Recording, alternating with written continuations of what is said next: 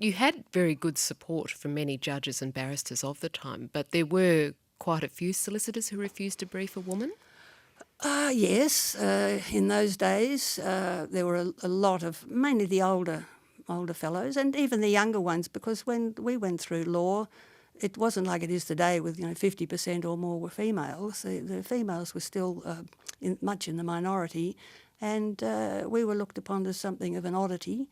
And the older solicitors just simply refused to give us a go. And in fact, I got huge support from my loyal solicitors, suburban solicitors mainly, but very few briefs right through my career from any of the larger city firms.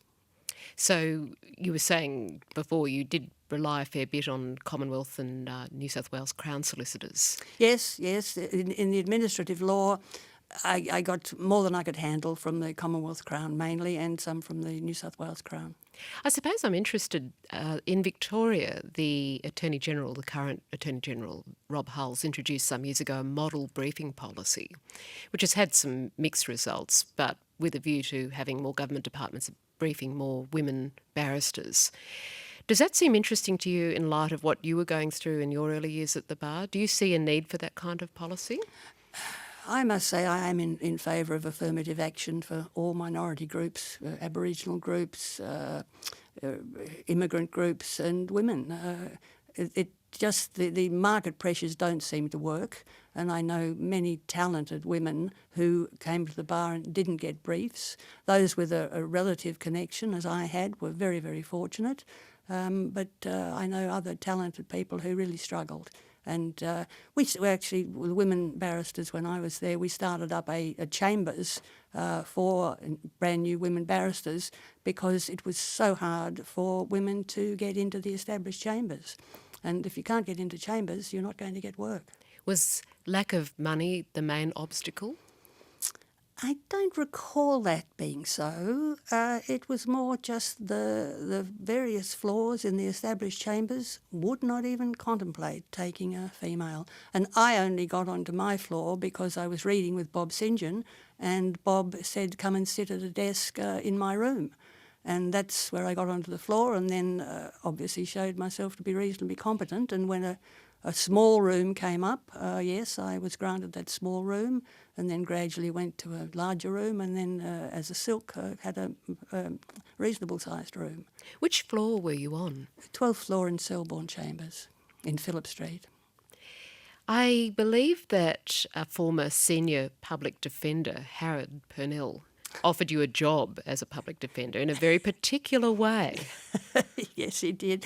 This, well, I suppose, when I was about 7 or 8 years at the bar, perhaps, and he called me up and said, could I come up to see him in his chambers? And I went up, and he said to me, look, Priscilla, we've been told we have to have a female as a defender, and it might as well be you. And I said, well, no, thank you. I decline your offer. Did you sort of mentally roll your eyes when he did it, or did you just think, what a way to couch a question? He was such a nice man, one of the really nice men at the bar. I didn't roll my eyes, I just politely declined his offer. Did you, nevertheless, when you left the room, think, is that any way to go about approaching someone for a job like that? Oh, he was a mature man at the time. I don't think people realised what they were saying. I remember going to a legal conference down in Tasmania where some male barrister was standing up. Wendy Bacon was there, for instance, and a whole lot of women lawyers. And he just said something really quite innocuous, like, good morning, ladies, you're all looking beautiful, or something like that. And the boos and the hisses that came, and I felt it was a bit unfair. This was the way men were told to treat women in that generation, and I think they were being a bit harsh on him. Yes. When you went to the bar common room, did you often notice that kind of avuncular attitude to women barristers, or was it just downright hostile? It was pretty much downright hostile. There was a tradition as you went into lunch, say in the bar common room, you would take a seat to fill up a table that was already filling.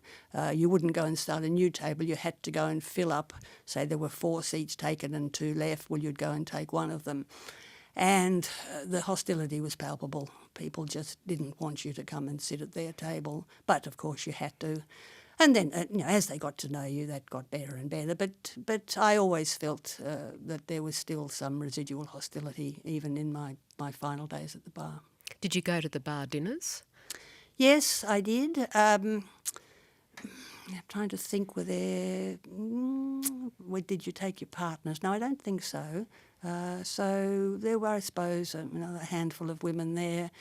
We were accepted better, I think, at the bar dinners than at in the bar common room. Using the robing rooms was, I believe, also an interesting experience for you in your years at the bar. Yes. Well, of course, the district court and the high court in its early days were up in Taylor Square. So, and down, well, I don't think the district courts moved to Liverpool Street after I left the bar. But, of course, you had to wear your robes up at Taylor Square, and you couldn't walk there or go there on the bus in your robes or taxi. So we had to change when we got there. And I just wasn't game to change in the male robing rooms. I would just slink off to the female toilets and change in the toilets. And those, particularly down in the family court, I think, who changed in the robing rooms were regarded as some sort of hussies because they took off their blouse and put on their robes. Very unfair.